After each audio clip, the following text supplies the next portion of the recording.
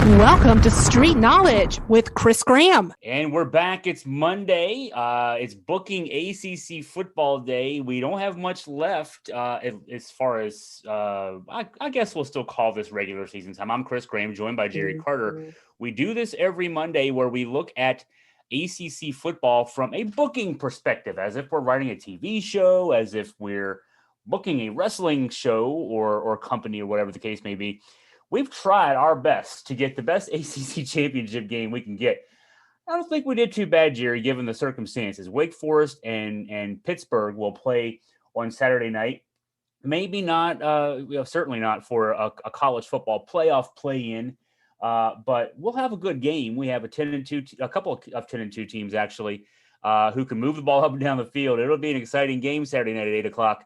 And we had some work to do to get ourselves to that game after Wake Forest's loss this last weekend, about 9 days ago, when they lost to Clemson. But we got the job done, Jerry. Success. We've got Wake, we've got Pitt, we've got two quarterbacks who can throw the ball. We got teams who can move the ball. It'll be exciting Saturday night. Chris, I agree with everything you just said there. I think that it's a two-part challenge going forward here, though. And we've been, using the TV angle a lot. And again, that's my love of Aaron Sorkin. I think it's time that we tap into even more so of the wrestling format, which is your strong suit. Yes, we framed the best possible game we could get for Saturday night. I don't think there's any question about that. Maybe Clemson Pitt would have, could have been an alternative. But our new problem, Chris, is going to be getting people into the stadium. You're in a situation to where capacity listed for the Bank of America Stadium is 75,412. Now, for everybody out there who's complained that it's been a home game for Clemson the last 6 years, okay, now it's time to, what's the old saying, put up or shut up. Come buy the ticket. Because there's not going to be 50,000 Clemson fans in Bank of America Stadium. It's not going to happen. So now, as we'll do the normal routine of looking back at the last week, but we're going to have to address, and I mentioned during through a text message during the week, because I like to throw out solutions to problems. And I joked with you that if it was my call, if I was the grand poobah of the ACC, what I was going to do this coming Saturday, because it's 4:00 on Saturday, Georgia's playing Alabama in the SEC Championship Game. I'm going to ask the concession stand people to come in a couple hours early. I'm going to run the Jumbotron.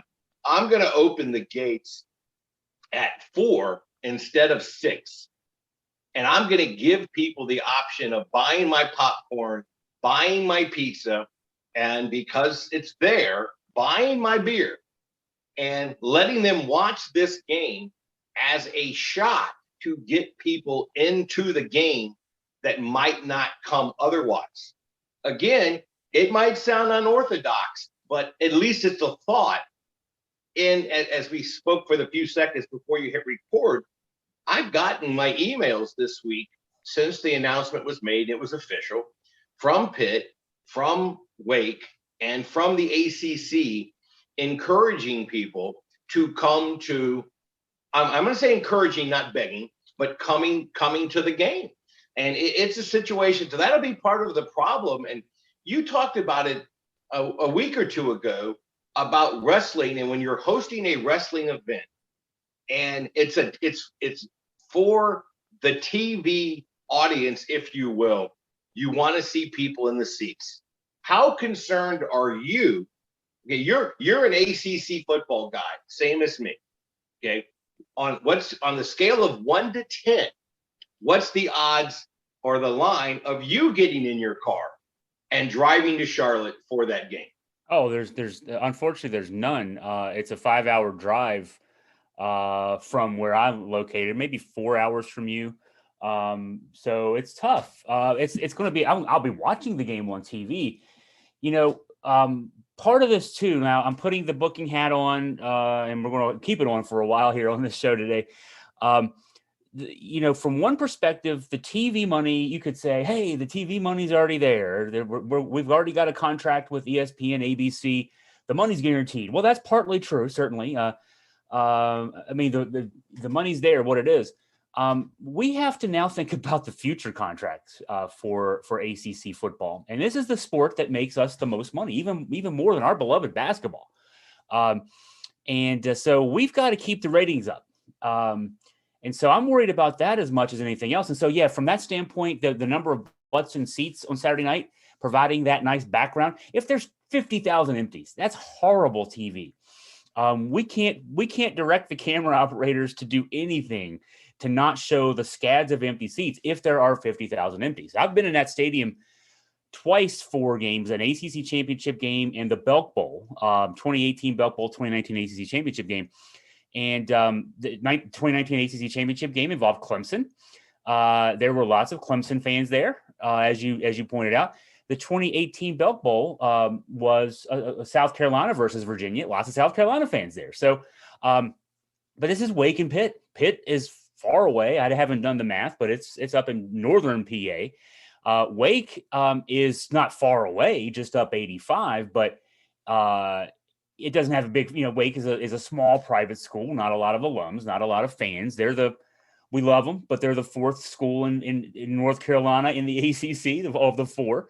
So, you're not going to have a lot of fans of the two teams. I don't know that you're going to have a lot of walk up.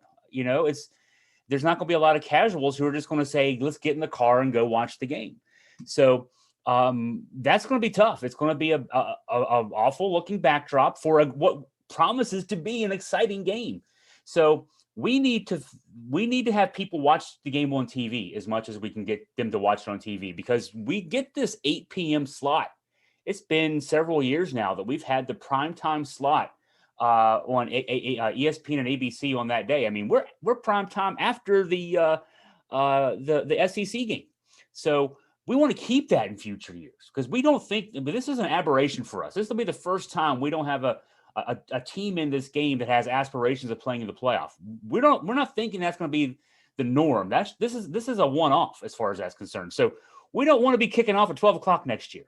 So yeah, we want people to go to the game. We need people to click and turn the game on at 8 o'clock after they've watched Alabama and Georgia. So we want people out and I just looked the weather up, Jerry, 72 on Saturday in Charlotte.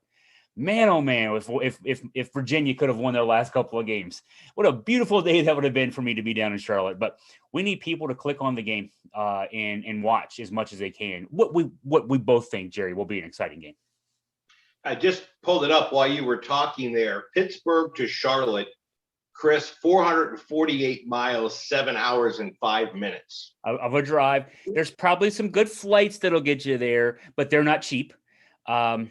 Pitt, I don't know enough about Pitt's alumni base to know how many people they got down in Charlotte. I don't imagine a lot. So, Jerry, I think we can look at this and say, we need some, whatever Wake fans are within an hour's drive to get in their cars. And maybe those Clemson folks who just bought their tickets early on spec because Clemson always plays in this game. Hey, just go ahead and go anyway. It's going to be a good game.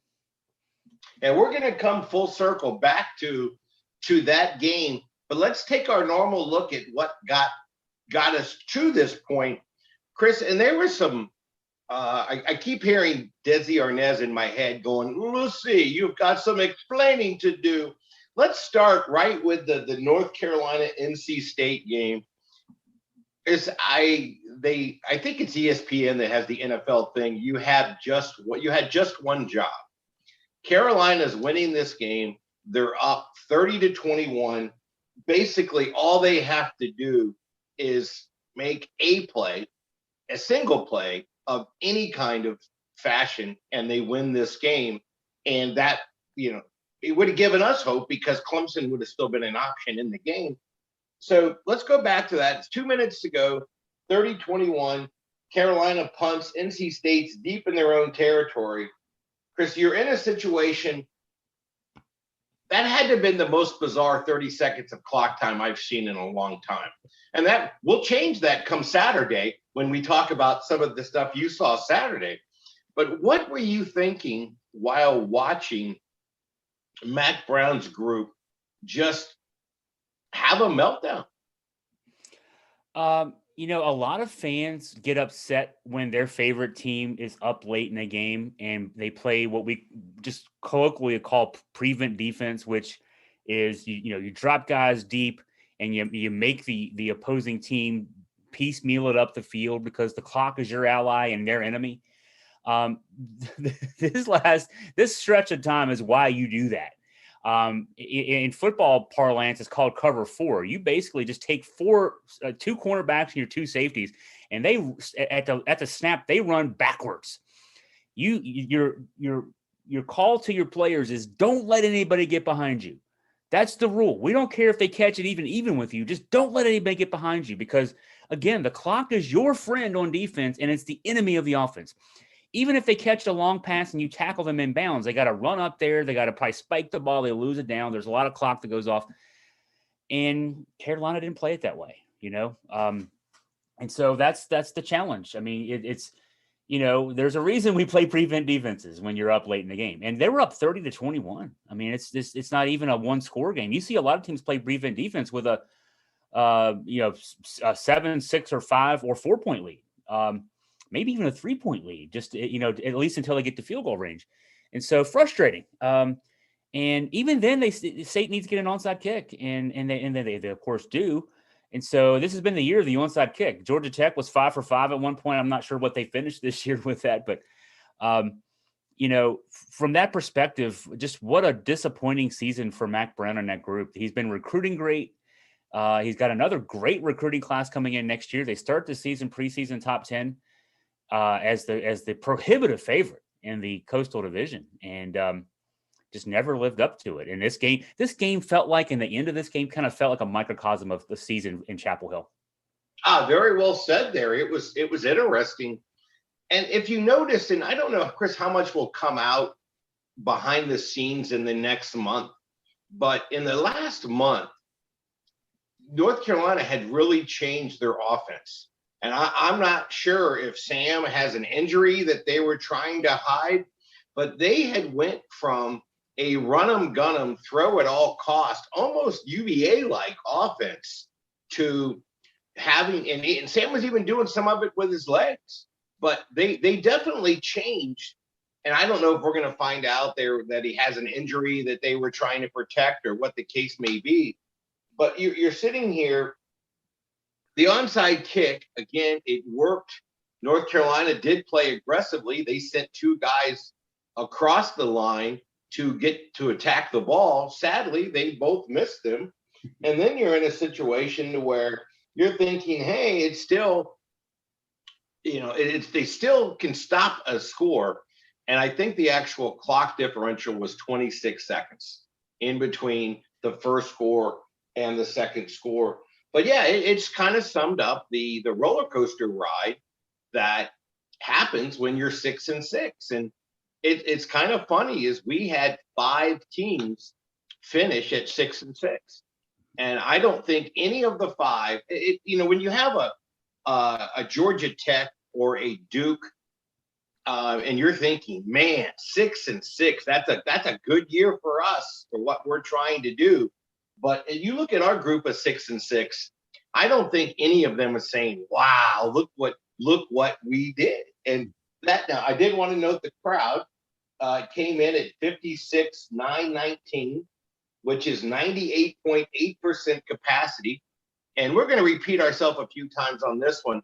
Once again, NC State wins the game, and the fans do what? They storm the field.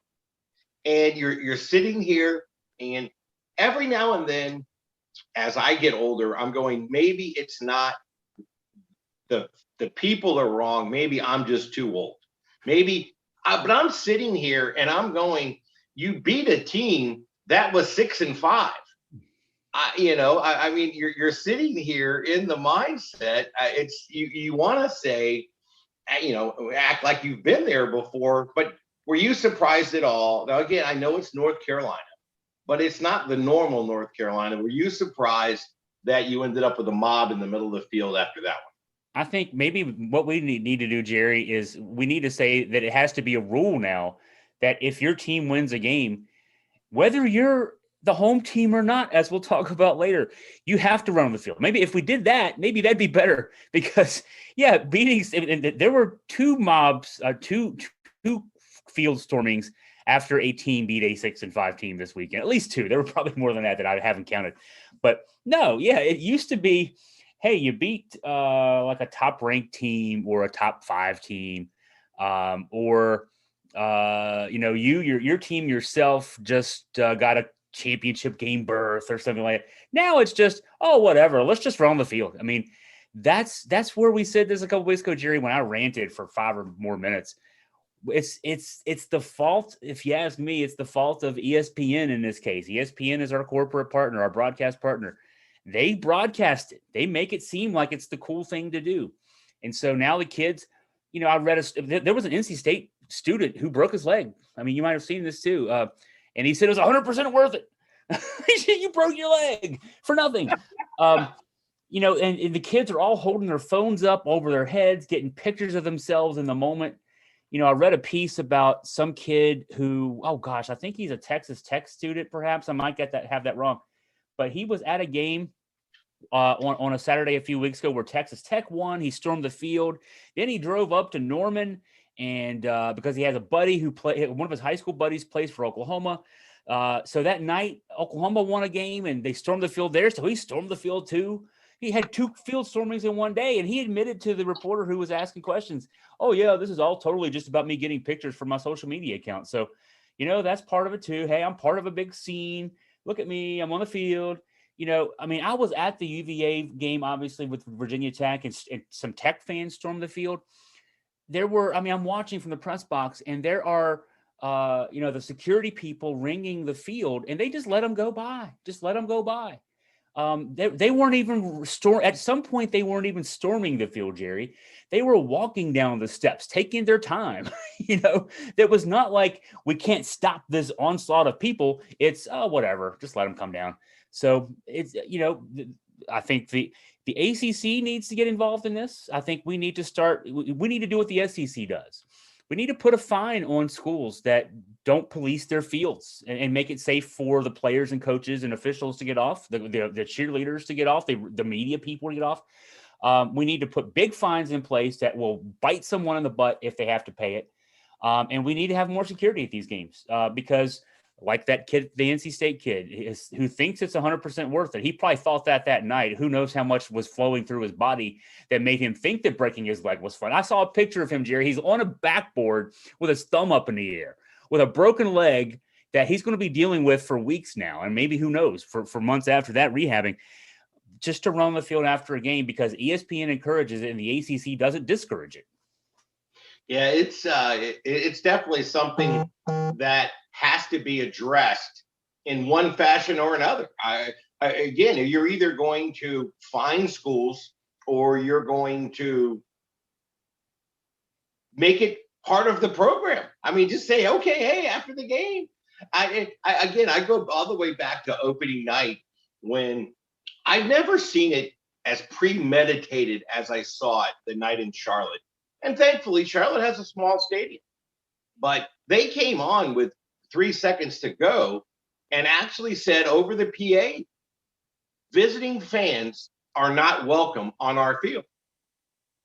And it was a situation to where it was a pre-planned, hey, when we ever beat somebody of relevance, newsflash, you beat Duke. You didn't beat the Duke basketball team. You beat the Duke football team. But it's happening more and more. And again, I will put the asterisk by there and say, maybe it's just me. Maybe at 58, I've gotten to the point where I'm going, okay, if this is what cool is, I'm not sure that I have a need to be cool. But hey, switching real quick, we'll get back to more of that at what happened at Scott Stadium. So now NC State wins. We've lost Clemson as an option to go to Charlotte. Wake Forest, Boston College. Now, Boston College, Chris, and we'll get to this later, Boston College was the only team in the ACC to go undefeated in their non-conference games. They were the only team to go 4-4. and they had some decently attended games. So now we needed Wake Forest to not stub their toe. Now Wake Forest wins the game 41-10.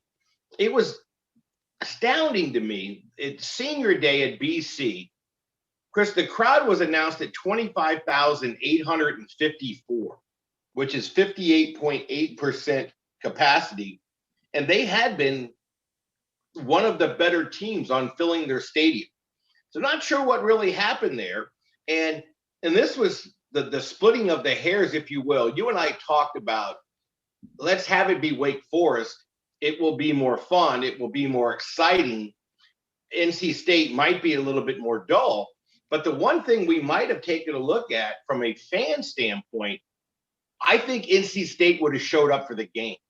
And I'm sitting there. I as a fan, I wasn't necessarily wanting to watch NC State, but Raleigh to Charlotte, I'm not sure they wouldn't have brought 30,000 people to the game. But what was your take on? I mean, Wake Forest did what we needed them to do. They announced the Clausen extension. So take your pick. You want to talk about the game, the crowd, or that Dave Clausen is going to stay at Wake for a little bit? Well, I'll actually start with the NC State versus Wake in the game issue. This is where my bias goes towards the TV. If you would definitely get more NC State people or Clemson people. I mean, we know the Clemson people would be there in great numbers in Charlotte for the championship game. You know me. Last week I was actually trying to tilt this towards Clemson for not necessarily football. Well, somewhat football reasons. I'm afraid of Wake. Losing as bad as they did to Clemson, that maybe they're on the wane right now football wise.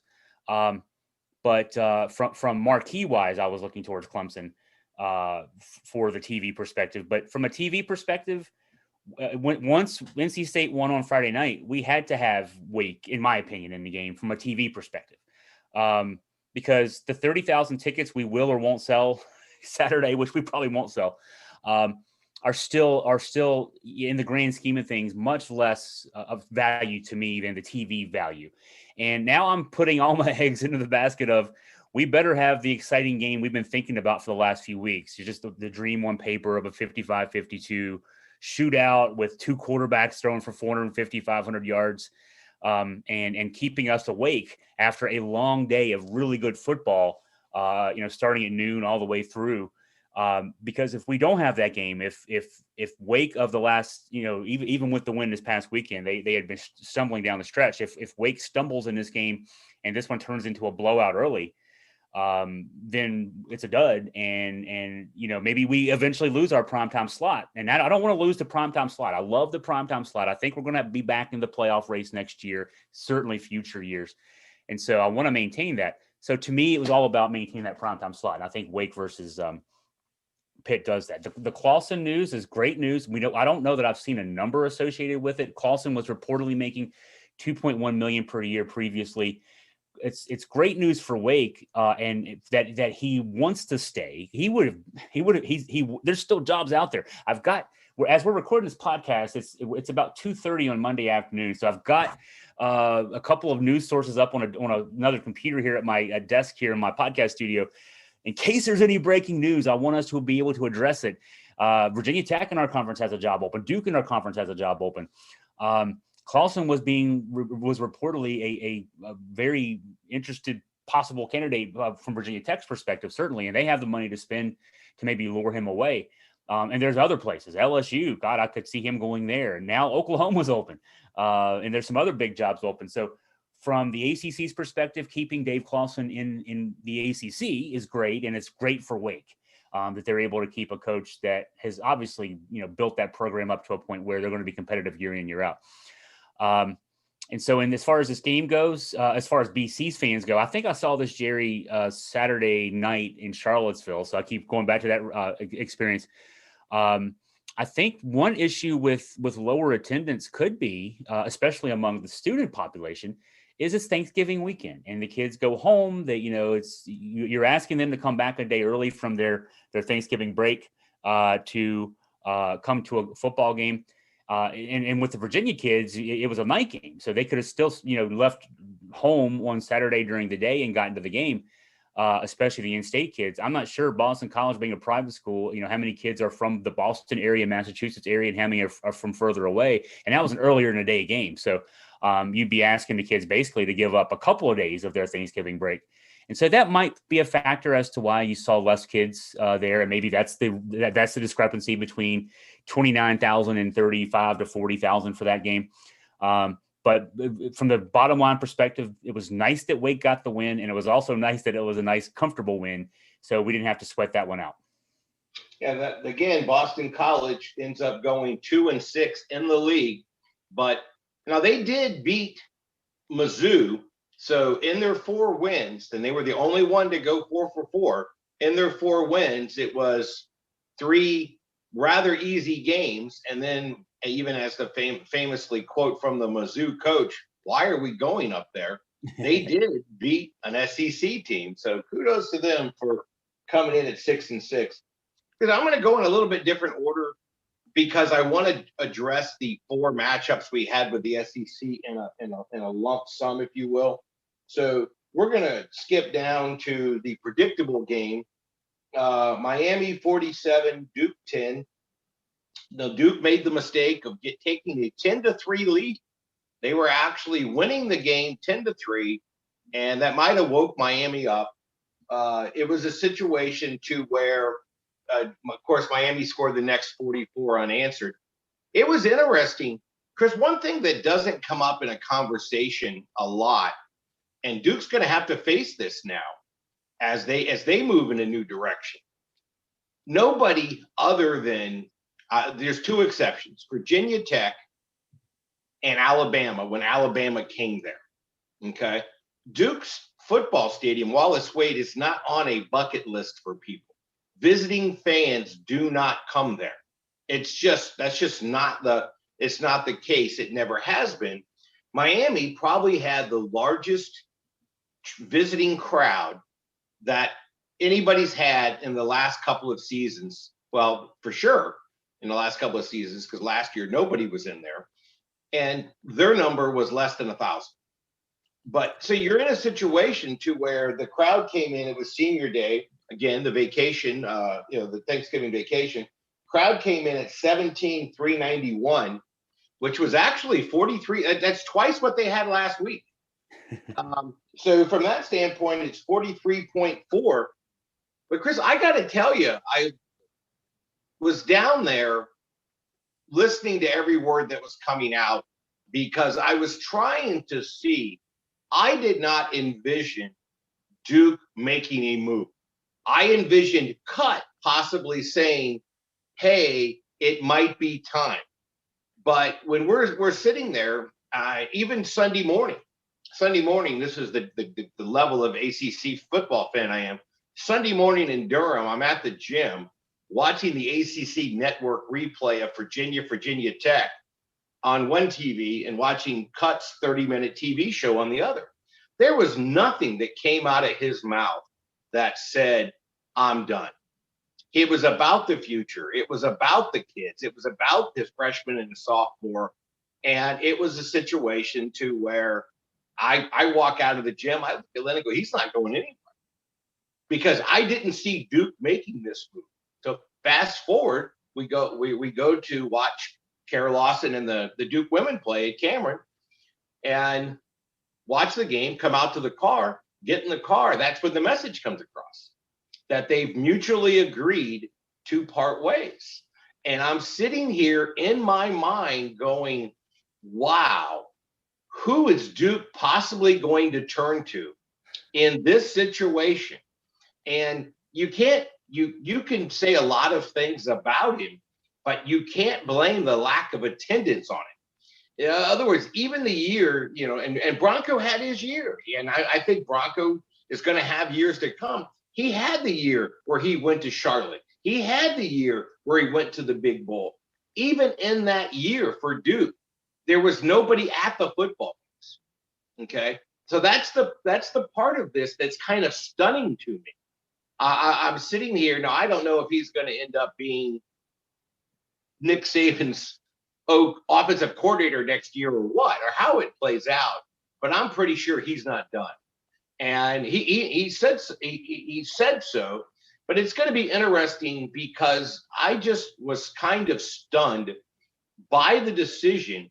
And you look at it, and we talked just for a second off the air with, for me, it was Bobby Bowden and Jimbo Fisher. I think for you, it was more about the way that they handled the Fuentes Beamer. For Duke to make this decision on a Sunday afternoon, you better have the second coming waiting to sign the piece of paper. In my mind, I'm going, who are they? I mean, who's out there that's that good that isn't going to be saying, wow, I could go to Oklahoma. I could go to LSU. I could go to Virginia Tech. I could go to Louisiana Tech. I'm going down the food chain. I was stunned by the decision, in the fact that I felt that if he went, it was going to be because he felt he didn't have enough left in the tank. For Duke to come out at this point and take somebody from, it was Feinstein, I believe, that was writing publicly, I really wish they would just cancel the football program. They're embarrassing the school. And it was, I remember one year being at the games and, they went 0-12.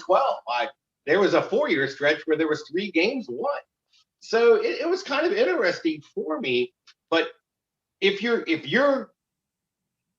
in the athletic department at Duke, who are you thinking you're getting that's going to give you a better shot than Cut right now? The only way that's not this move was not surprising, and every other way it was. So I'm with you. I was shocked that this news came down. The only way it's not is that there's a new athletics director at Duke, and so athletics directors I know at Duke it's different than at most schools. Most schools with a football and basketball program. There's the Gonzagas of the world that don't have a football program. So your big hire is your men's basketball coach. At Duke, your big hire, even though you've got a football program, is still your men's basketball coach. But football is right there. From a revenue perspective, again, most schools, your most revenue comes from football. And I'm sure at Duke, it's probably 50-50, honestly, even though the basketball program rakes in lots and lots of money. The TV money from football, and not even whether you earn a bowl bid, it's just the TV money in general coming in from the ACC is still going to be significant.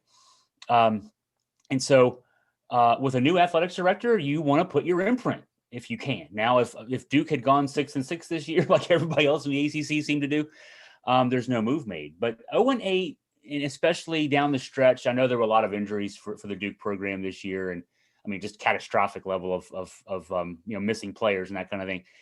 They were struggling mightily down the stretch, not really competitive for the most part in a lot of their games down the stretch after that good 3-1 start.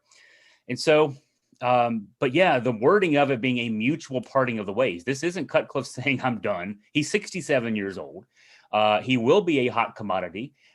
Your idea that Nick Saban will have him as his offensive coordinator, Bill O'Brien, his current offensive coordinator, is being looked at by a lot of schools for one of those open jobs that are out there. So it would not surprise me that Bill O'Brien will be gone. And then there's a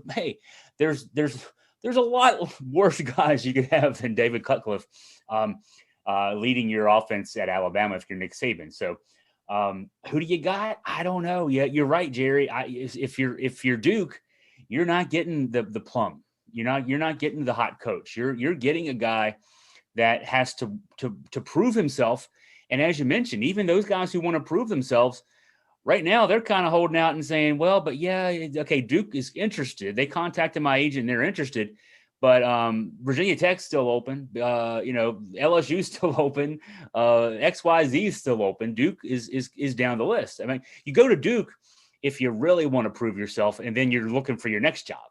Right. Cutcliffe seemed like the kind of guy who was there until he was gone. And now he's gone and he's still got some time left. So he's going to go somewhere else and do something else for someone else. But no, I'm not surprised only in that one respect with a new AD, but there are lots of reasons that this move is surprising. Now, going back in comparison to this, because UVA went through this a few years ago as well. Again, academically, as far as what's required of the student, the fact that they're never going to bend the rules, if you will, to change who they are. Were you not pleasantly surprised that UVA was able to get Bronco Mendenhall? Oh yeah, that certainly at that time. I've said to others, and I've said on other podcasts probably too, that when his name came up, I had no idea that he was even interested in leaving BYU, and then that Virginia could just get him when his name wasn't on anybody's list because no one even thought of the possibility of Bronco Mendenhall leaving BYU. So what a great hire that was. And so that could be something with Duke. I just, it's nothing against Duke. It's the facilities are improved, and they have, in the Cutcliffe era, a lot of things improved. The stadium improved, the training facilities improved. So it's not the job he inherited. He inherited the worst job, probably maybe him and Vanderbilt, the worst jobs in Power 5 college football. It's still way down on the list of Power 5 jobs, but it's above those other group of 5 jobs, that kind of thing.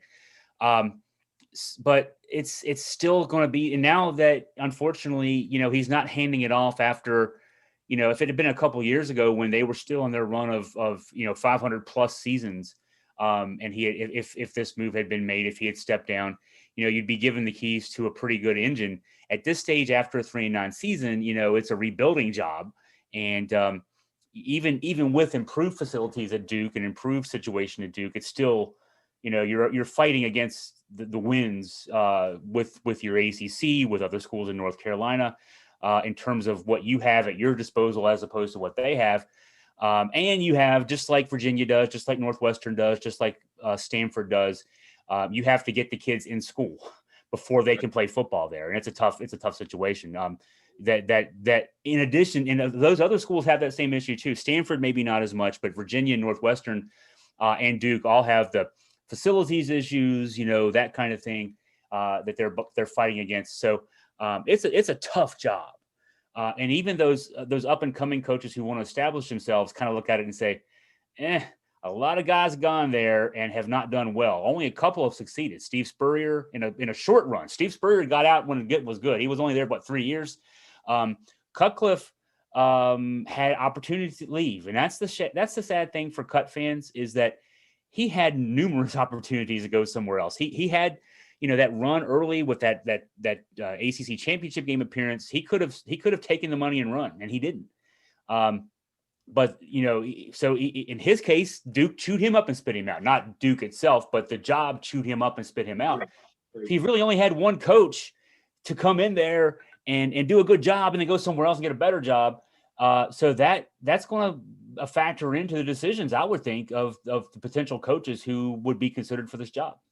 Well, it's funny you mentioned Spurrier, and that was a great anecdote in the fact that Spurrier was at the time looking for his first job. He needed somebody to give him the keys to a program, and Duke was his first job. And his grandson he's a junior quarterback on the team, but he's more closer to being an assistant coach because he's actually involved in with the headset and the offense play calling. But Spurrier realized, okay, and I have no issues with Spurrier, the fact that, hey, he wanted Duke. That got Florida's attention. And they said, hey, obviously this guy's going to be okay. Let's bring him here. But now, on the same note, 2 other programs that there were some questions on in the ACC, both announced this week at Georgia Tech, at Syracuse. Now, they both were allowed to come back, but they were both told to jumble your staff, if you will. That's another thing I thought about where Cut was concerned, because one thing he is all day long is he's loyal. He's loyal. And I don't know if it was a situation where if somebody had came to him, I mean, obviously Collins and Favors. Thank you. Up at Syracuse said, hey, I want to keep doing this. I think I got a chance. And they were willing to, cut up their staffs a little bit and try to refuel it.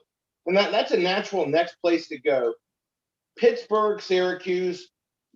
Pittsburgh was already in. We needed them to not stub their toe with a bad loss. Pitt wins the game 31-14. The crowd was 27,939, which is 6.8%. And that's not much different, Chris, than what they've had for the year. It's funny is I think the Carrier Dome is relevant to the ACC once every couple of years, and that's when Duke plays basketball up there. I just don't think it fits into any part of the process, and it was a well worded speech slash press conference where the athletic director was saying, "Hey, these kids played hard. These kids, we didn't win as many as we wanted to, but Syracuse having that year a double-digit win, they did it ahead of schedule. Is part of what they're up against that fact in itself, in your mind?" Yeah, I think so. This is the kind of thing that happens a lot behind the scenes. Frank Beamer, I mean, I've talked about this probably on prior editions of this podcast, was told, I think it was 1992, that, hey, you make changes or you might be done. I wonder about, Jerry, let's go back to Cutcliffe for just a second. You said you watched his coach's show, which is interesting, and that you didn't get any indication watching that coach's show that he was making any moves. You even told your wife, Linda, that he wasn't making a move. And then that afternoon, he's mutually agreed to leave. Sounds like to me maybe a conversation was had of that nature. Perhaps I'm just throwing it out there. Of you need to make some changes on your staff, or we're going to make a change with you. Bronco Mendenhall might face that. I'm literally I'm still looking at it as we're talking right now. I want the podcast to be as relevant for as long as time as possible. But there are questions about Virginia's defensive staff, particularly with that historically bad defense that they had this year, with a great offense and going 6-6. I mean, number 4 in the country offensively and going 6-6. Changes maybe special teams changes need to be made too.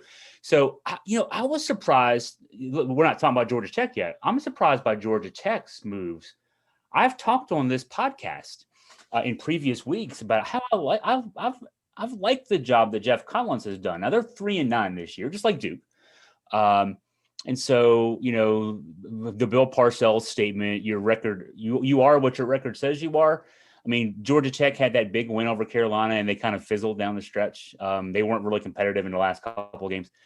But, to just say we need to make changes for the sake of making changes, I think they're moving in the right direction, and now they're making changes. And of course, what ADs like to wield that power.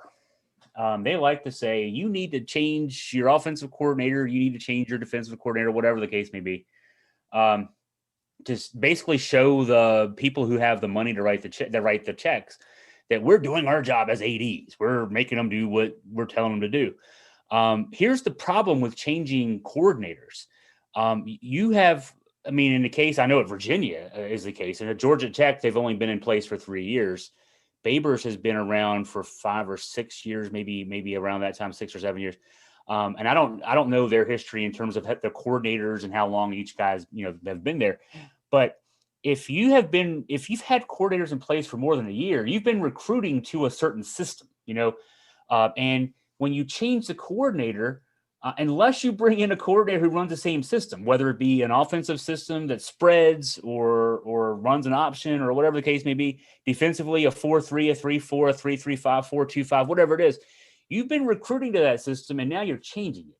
For your quarterback on offense, it's really a dramatic change because now you bring a new coordinator in, he likely has new terminology in addition to new schemes and play calls that are specific to how he wants to run his offense. And as long as your quarterback's coming back, and I think in the case of Georgia Tech, they do have a returning quarterback. I know at Virginia they do. And at Syracuse, I believe they do as well. So you're saying, hey, we like what you did this year to, keep the offense moving, but we're going to change everything about football. You're not going to be better next year, in my opinion, just by changing the coordinator for the sake of changing the coordinator. So, I say all that to say, I don't know. I don't know if I don't know that that's the fix. I do know why you do it though. Why you do it is if you're an AD, it shows the people who write the big checks to your program, I'm trying to do something. It's maybe not the most effective thing or even an effective thing at all, but you're doing something. And so that's what happens in big time college sports, unfortunately. It's kind of interesting because I'm pretty sure it wasn't the head coach, Collins, that said, let's close our rebuilding season with Notre Dame and Georgia in back-to-back games so that we can lose. I think the total was actually 100-0. 100-0, yeah. I'm pretty sure that wasn't Collins' doing. But hey, again, because I want to do the 4 SEC matchups in a lump, that takes us to Charlottesville. And I at that point, I'm following that game on the phone. I didn't get a chance to watch it until I got to watch it the next morning. I've read 3 different stories that you've written. Tell me what you're thinking. Again, from a standpoint, we joked about it signing off last week that neither one of us were going to say, even for booking purposes, that we thought that Virginia Tech winning this game helped anything. So you ended up leaving there with 2 6-6 teams. In your mind, from a bowl standpoint,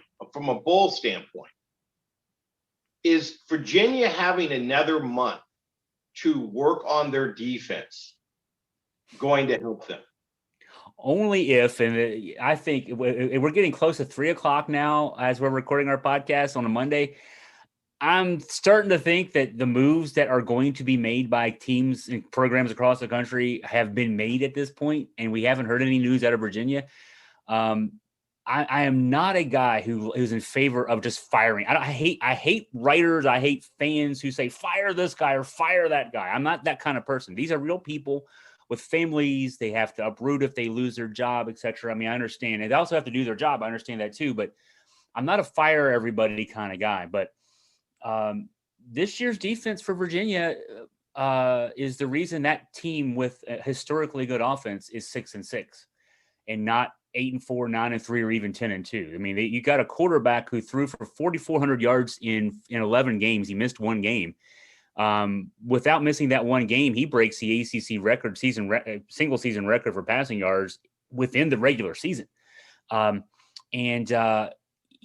don't know that a month more of practice for that defense, especially because several of the starters on this year's team are 5th and 6th year seniors. They came back for their super senior season, as it's called by the NCAA, because of COVID.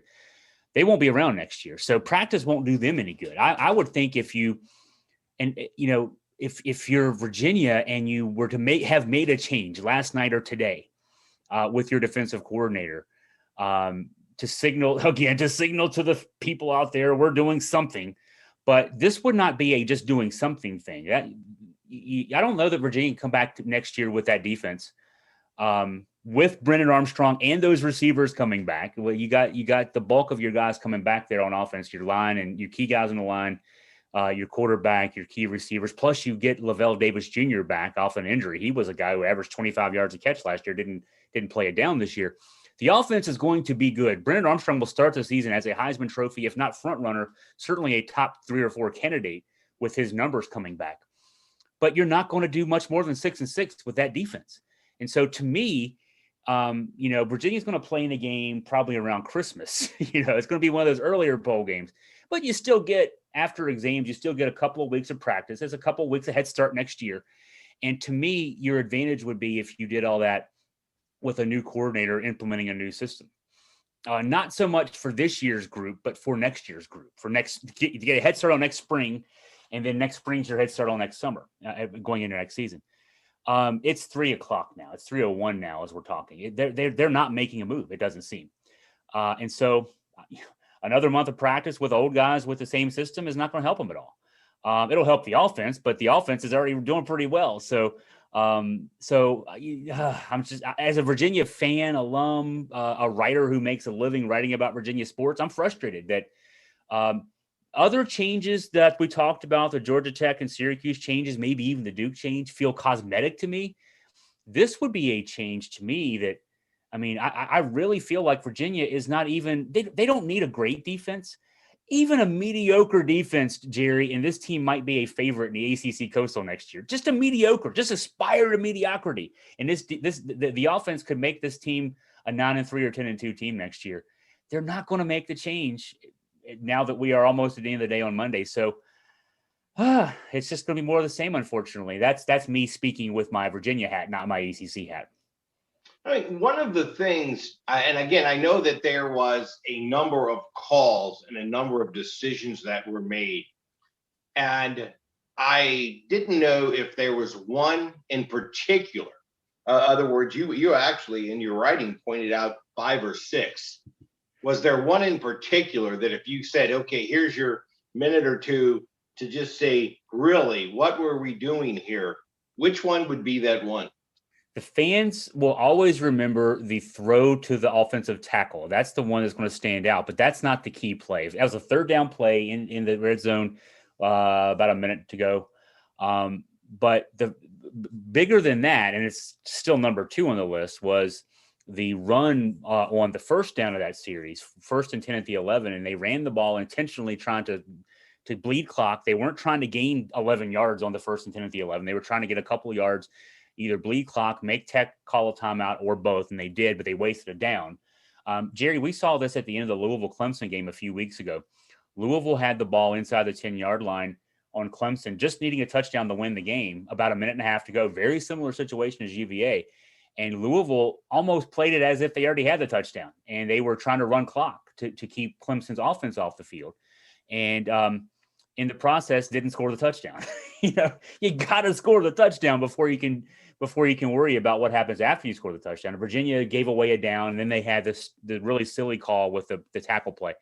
But the biggest play happened much earlier in the game. Up 21-14, Virginia's offense moving the ball at will, late second quarter. Virginia Tech, there was a sack on a third down play that put Virginia Tech back around its own 10-yard line. The punter's in the end zone as he receives the snap for the punt. Virginia's going to get the ball around midfield, maybe 45-yard line either way. You play. Now I'm sitting in the press box saying, you just punt safe. You punt return. You don't do anything. You don't try to block a punt. Virginia hasn't blocked a punt in 2 years. Even if you block the punt, Jerry, you don't get anything out of that. If you block the punt, you probably recover it in the end zone for a touchdown. Maybe it's recovered for a safety. But Virginia Tech gets the ball back, and they have a chance to score right before the half. Virginia actually has the opening kickoff of the second half. So if you receive the punt, your offense is moving the ball so well, you get a field goal, you get a touchdown. It's either 24-14, 28-14. You bleed as much clock as possible. Then you get the ball to start the second half. You score again. You're up 3 scores. The game's over at this stage.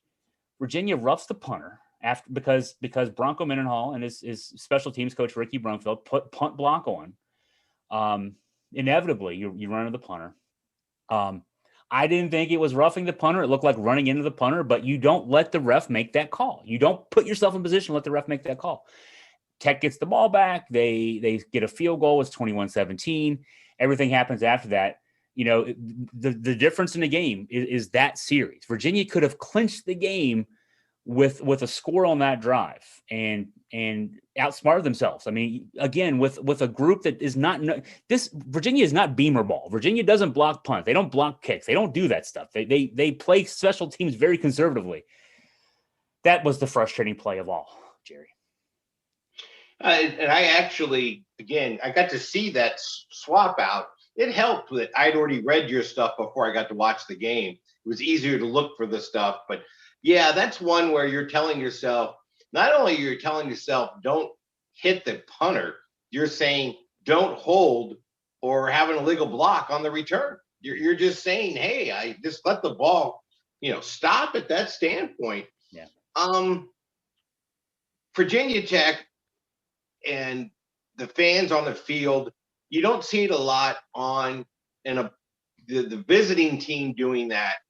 I couldn't get any kind of grasp as to how many people joined that.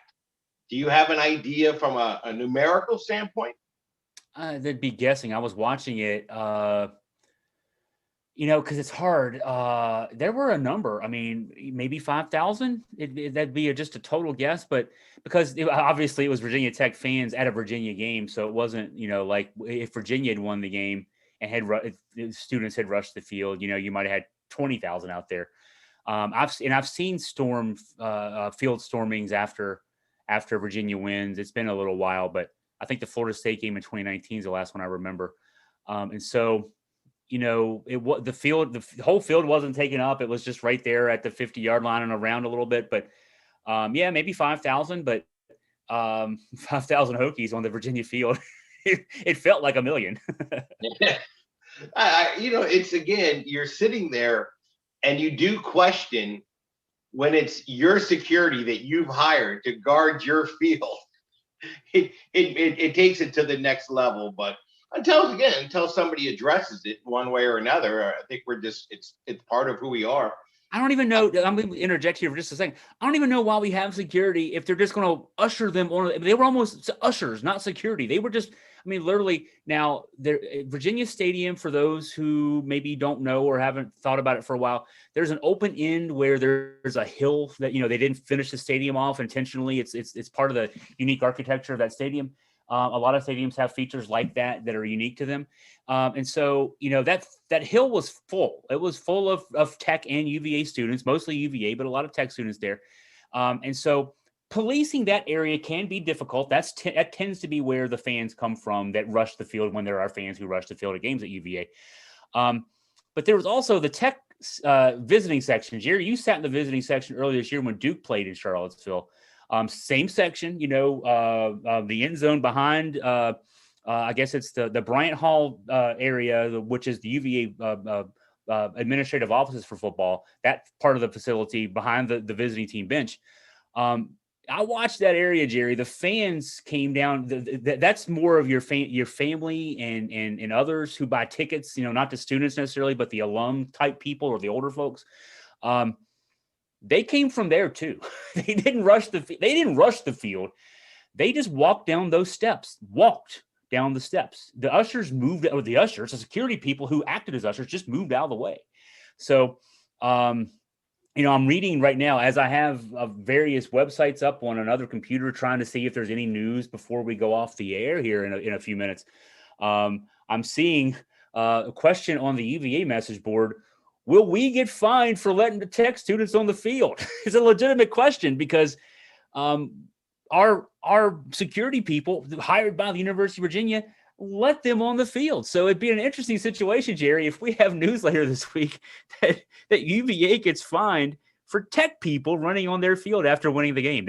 That would be just about the lowest blow you could possibly suffer in losing a rivalry game. Well, and going back to the Tech thing, and you were talking about them not even having a coach, it was interesting as to they made the decision on Fuentes after the Duke win, after they came home and they beat Duke. And you were talking about, hey, they could actually go out and finish at 500 and win a bowl game, and that might be enough to give, hey, let's give it another chance. You're in a situation to where the odds of Miami, if you're going to name the big four in football, it's Miami, Florida State, Virginia Tech, Clemson. The other three outside of Clemson, and we were down on Clemson because they lost 3 games. The other 3 collectively played 500 football this year. We had a 7-5, a 6-6, and a 5-7. It's going to be really interesting to see. And that's another conversation we haven't touched upon yet is where does Fuentes go next? But now we're at the point where we had the 4 games against the SEC.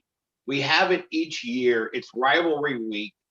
And you and I talked, and we truly thought we had a shot in 3 of the 4 games. Well, we're not going to spend a ton of time on Clemson beating South Carolina 30-0. But I did want to mention that from that game, that building holds 80,000. One of the years we lived in South Carolina, we had season tickets to watch the Gamecocks play. The building holds 80,000. Disappointingly, they only had 79,897. The other 103, where did they go? It's still Thanksgiving down there too. And South Carolina is a 500 football team on the rise, if you will. But we don't need to spend a lot of time on Clemson talking about that. The Georgia Tech, again, Athens, short drive to Georgia Tech. They had 52,806, which came in at 96%. That game was as predictable as we thought it would be. Chris, but I did want to talk about the other two. I thought the Kentucky-Louisville game, and I tried to watch some of it. It was embarrassing is a strong word. The score, no, Louisville did score with 8 seconds to go in the game. And that made it 52-21. But I want to give you the shot of whether you want to talk about Kentucky dismantling Louisville at Louisville or Florida beating Florida. Again, the Swamp, 88,548 is capacity. Okay. There was actually 57 people that didn't get their ticket scanned. Shame on them. Again, 99.93% capacity at the Swamp. And again, that's without a coach. That's at Thanksgiving. That's at 5 and 6. You're trying to get bowl eligible. I want you to tell me from our perspective of the booking for the good look of the league, which one of those two losses do you think set us back the furthest? Probably the Florida State one, just because, I mean, they had a chance to go 6 and 6, but even that, maybe the Louisville, because I thought Louisville had a chance in that game and they didn't even show up. I mean, 52-21 final, they scored late to make it look good. I want to believe in Scott Satterfield and his group. I like them a lot. But this was an up and down year with a lot of down. They weren't projected to do a lot this year, but they probably should have done more. And so not even showing up for this game, in a sense, not being competitive in this game is disappointing. Florida State started 0-4, finished with a win. They could have finished 6-2 in the regular season, at least finished 6-2. And that would have been a nice, maybe kind of thing to build on for the future. So maybe in a sense, neither, but I'm disappointed that Louisville just really wasn't competitive in that game. And they did all they could do. Okay, so maybe here's the ulterior motive here, Jerry. Maybe what they did is they just wanted to do everything they could do to enhance Mark Stoops' resume, because they had some inside knowledge that Lincoln Riley was leaving Oklahoma for USC, and they were doing everything they could do to make sure Mark Stoops got the job at Oklahoma. And a 52-21 win in his rivalry game would just be the feather in the cap right there, the little icing on the cake that would get Oklahoma to give him the job. And then he's gone from this series, and then Louisville dominates the state of Kentucky, and we're all happily ever after that. But other than that, that was just disappointing. Like senior day, you've just played, again, it was Syracuse and Duke, but they had just dismantled their last two opponents. They're in a situation to where I was stunned, not that they lost the game, but that they got beat up in that manner. Chris, non-conference record. I thought we could have went 3-1 against the SEC. It could have been something to put our feather in the cap. Instead, it was 1-3, and two of them were just as ugly as we thought they could be. Overall, non-conference. See if this number surprises you. 35-21 for a winning percentage of .625. Now, I didn't go to the next level and pull out all the cupcakes. I didn't, because I think it would have just depressed me at that point. Yeah. But from a bowl standpoint, we have the upside is we have 10 teams to qualify. Okay. The downside is 5 of them qualify at 6 and 6. Yeah. Now, because the Orange Bowl is tied up this year in this national semifinal, our champion goes to the Peach Bowl. Okay. So whoever wins the Pitt Wake is going to the Peach. So now here's the thing, and we're not going to spend a ton of time on the bowls because I'm just not sure how excited it can be. The good news was for the bowls as a whole, they had one team that isn't going to get to go. Somebody in the country finished 6 and 6. There was a lot of speculation they were going to have to invite some 5 and 7 teams. Okay. So one team is going to stay at home. But here's my question to you. Now, we know that the Pitt and Wake, 10 and 2, NC State, Clemson, 9 and 3, Miami somehow 7 and 5. Okay. Our 6th best bowl is going to have to settle on a 6 and 6 team. So from our perspective, here are your choices. You can take Boston College, Louisville, UNC, Virginia, or Virginia Tech. Which one of those five are you going to push forward and say, this is our next best team? What would we consider our sixth best bowl? That's an important. The geography of that's the important thing, I think. Well, as I was looking at it, doing the normal prep I do for when we get together, I went to 3 different sites last night, and it's amazing how none of them have any of the same predictions. Yeah. Okay. I'm gonna give you an example here. As you're going through this, now we have a tweaky little thing with the Gator Bowl group with it in Nashville. We swap back and forth between years. This is just what CBS has. College football for CBS has the Peach game being Pitt against Ole Miss. Okay. The Sun has Miami and Wazoo. The Gator has Wake and Arkansas. They have Charlotte, or the Duke Mayo, being UVA, South Carolina. The Cheez-It down in Florida, Clemson, Iowa State. New York City, they have Louisville, Maryland. Boston has Boston College, Memphis. The Holiday Bowl, which is a recent add-on, it's one of the better bowls that we're affiliated with. Yeah. In that one, they have NC State, UCLA. The Military Bowl has Virginia Tech, East Carolina. And down in Tampa for the Gasparilla Bowl, they have UNC, Western Kentucky. So you're sitting there. It's easy to go hot and cold. So New York City, cold. Boston, cold. Military, only because of our history there, we still have to count that as a cold. So, you're sitting there in that. I just want to give you one other comparison. 24/7 Sports, for example. Okay. Now they're in a situation to where they have Virginia going to New York City to play Purdue. Okay. Fenway has SMU Louisville. Think about that one. If that happens, who's going to that game?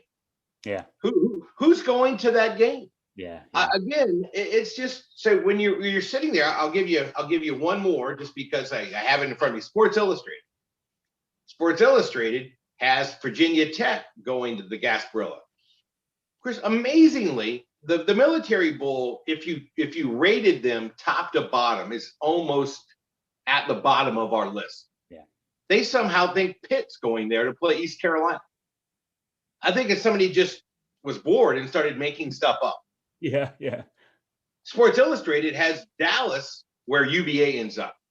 They have UVA playing South Carolina. It'd be 6-6 versus 6-6, but they have that game in Dallas. Now, that game has changed names a few times, but the cool part about that one, and I've been to it a number of times, is that's played in the old Cotton Bowl.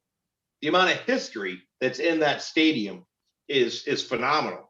So you're sitting here, as you're going through it, you're asking yourself, normally by this time, the Duke Bowl here, Sports Illustrated, for example, has Clemson playing Wisconsin in Charlotte. So it would be easier. The ACC, Chris, has always used tiers. The tier 1, get a team in a playoff. Tier 2, is the Orange Bowl. Tier 3 is the New Year's Six. And then they'd have a fourth group and then a fifth group. But we didn't qualify for all of our bids. Okay. We're only using 10 of them. So, there's some makeshift going on. But as you're sitting here, it's a good point you're asking which bowl is our next best bowl. And from UVA's standpoint, knowing the situation that they're in, knowing that the offense is spectacular, the defense is subject. What's the best bowl scenario for them? Well, for UVA, it's probably Charlotte. I think it's Charlotte for a lot of schools, though. And I'm trying to think if I'm the Charlotte game. I mean, I don't know. Again, I don't know what I don't think we have a sense of what order the bowls are picking. I mean, we know the first bowl is the Peach Bowl, as you mentioned, the Chick-fil-A Peach Bowl.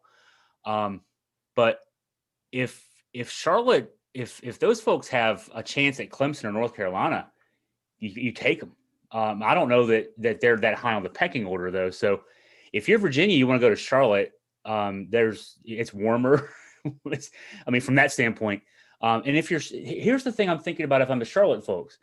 If I take Clemson or North Carolina, okay, that's going to put butts in seats, but it's not going to. If you are thinking about hotel rooms as a function of the economic activity generated, I don't think you get hotel rooms out of that.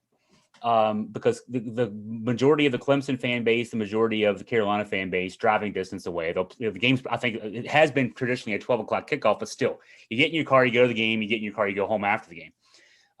You're going to a game. You're not leaving money behind. You're not like if the Virginia fan base is going down to Charlotte, you're not getting up at 5 a.m. and going to a noon kickoff. You're going the night before, and so you're staying in a hotel. You're eating out.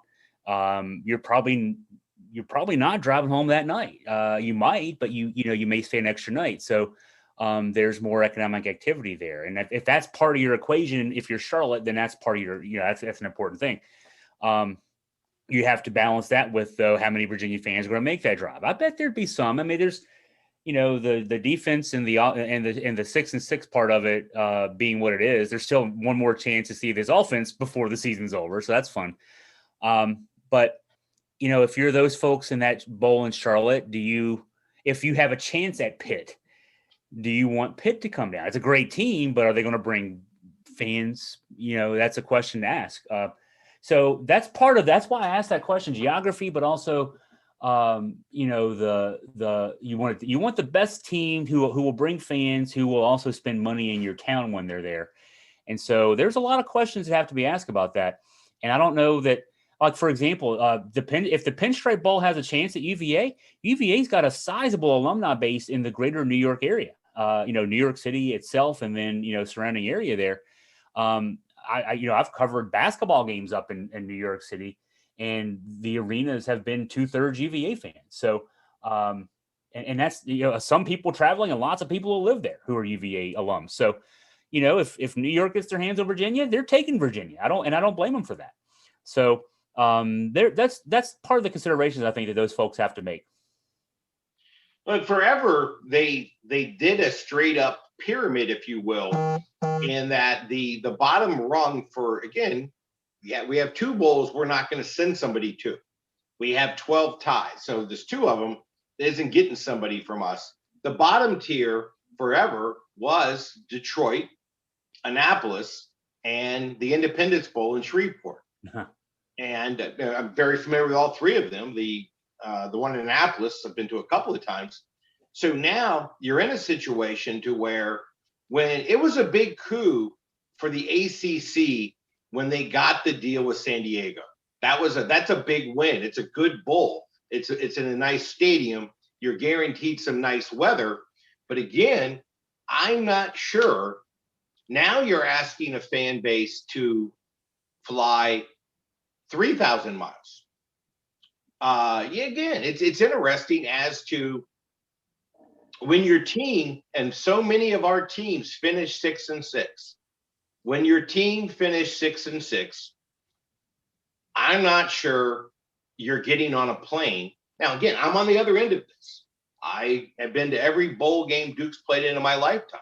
There are some people that are going to go just because they can go. So from a standpoint of Virginia Tech, Virginia, North Carolina, Louisville, Boston College, I'm not sure which one of those is the most desirable team right now. Mm-hmm. And sadly, a lot of people have Fenway taking Boston College. Uh-huh. In that situation, I feel bad for the kids from Boston College. Mm-hmm. Your road trip's going to be 8 miles. Again, we could have an entire podcast or 2 about the bowls. And a lot of them I'll defend and they make sense to me, but I didn't understand that the game in Fenway is there just because the game in Yankee Stadium is there. Mm-hmm. It's a made for television thing. They're outdoor stadiums. It's not conducive. The night in the Pinstripe Bowl, that Duke played Indiana. It was a phenomenal game, 41-38 type game in overtime. It didn't change the fact that you're freezing. It just didn't. It wasn't freezing like Annapolis. So hey, let's do this. We're gonna wrap it up here. We still have to figure out how we're gonna get people to go to Charlotte next week. But if they called up, the ACC office calls up Chris Graham, says, Chris, we're stuck. We're stuck. We don't know where to put Virginia in their bowl game. And it's just you. It's just you. You get to choose where they're going. Where are you sending them? I'm sending them to Charlotte. I love Charlotte. I mean, just because I love Charlotte. I love uptown Charlotte. Okay, the stadium's nice. The facilities around are nice. The hotels are great. Uptown Charlotte is awesome. I love the area there. And I'm saying that even though UVA lost the game to UMBC in Charlotte a few years ago. I love the game itself. I've covered that game before. It was a nice day. The folks in the stadium, top notch. And the fan base, I think, could make that drive pretty easily. It's weird to say that. It's only 5 hours to Charlotte from Central Virginia, and it's 6 hours from Central Virginia to New York. But you're going 5 hours south, not 6 hours north. It's a lot more fan friendly from an economic standpoint than New York is, certainly. I've also covered the Annapolis game, and I'm sure that was just the aberration of all aberrations that day, the weather. I mean, you're going slightly north, and I can't fault the folks in Annapolis, which is a beautiful little town. That's, and the folks at Navy did their best. They can't be faulted for the fact that it was like -20 that day. It's not their fault that they had the historic cold snap that day. But man, I just don't want to head back there. I mean, maybe I do actually. I did kind of. If it wasn't so cold, I would have loved to have walked around there downtown. There, it's right on the water. I mean, it's beautiful, but it was so cold. So no, I'm going south, and I think that there's enough UVA alums down in the Charlotte area too. It's a big banking center in the southeast. So you might have some indigenous folks there who can go to the game. You'll get some folks from Central Virginia making the drive down 29 and 85. So I'm going there if I can. If it's up to me, that's where we're going. Okay. Last question from my end for today is now you got the flip side of that same question. Okay. If it's up to you, you're going to Charlotte, and now the call goes the other way. Chris, you get to scratch one name off the list.